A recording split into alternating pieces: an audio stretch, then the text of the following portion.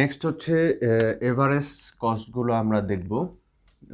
Average total cost, average total cost বলতে বোঝায় হচ্ছে total cost by total quantity, অর্থাৎ আমার পার কোয়ান্টিটিতে কি পরিমাণ টোটাল কস্ট আমার বিয়ার করতে হচ্ছে।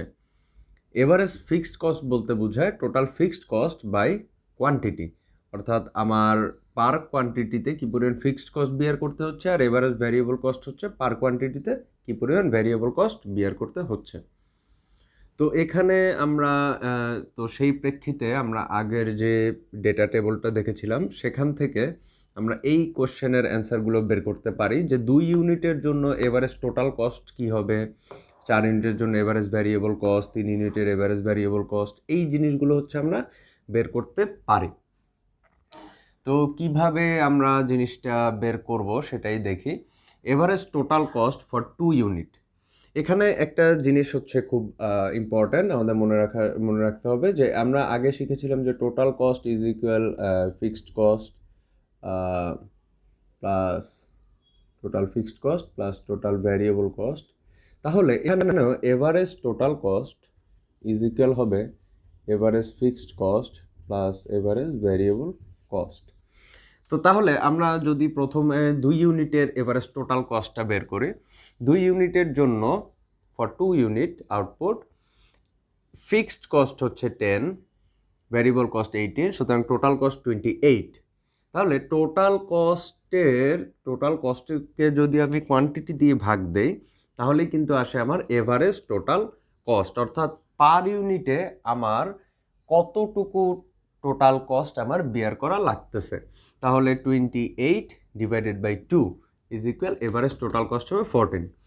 তারপর এভারেজ ভ্যারিয়েবল কস্ট 4 ইউনিটের জন্য, ঠিক আছে, 4 ইউনিটের জন্য ভ্যারিয়েবল কস্ট কত? Variable cost 35। এবার এই 35 ডিভাইডেড বাই কোয়ান্টিটি, কোয়ান্টিটি কত? কোয়ান্টিটি হচ্ছে 4, 35 ডিভাইডেড বাই 4 ইজ ইকুয়াল কত হবে? 8.75 হবে average variable cost.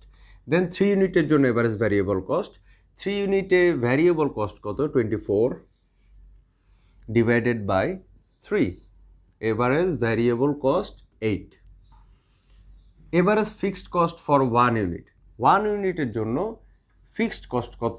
10 divided by 1 is equal average fixed cost 10।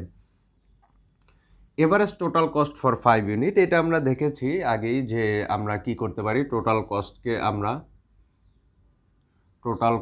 আমরা আউটপুট দিয়ে ভাগ দিতে পারি।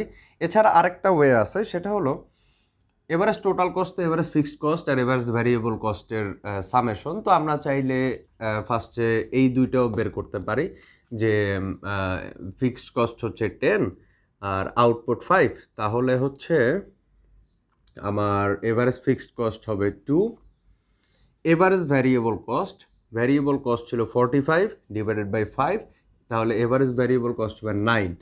আমরা ডিরেক্ট তো 55কে 5 দিয়ে ভাগ করলে 11 পাই।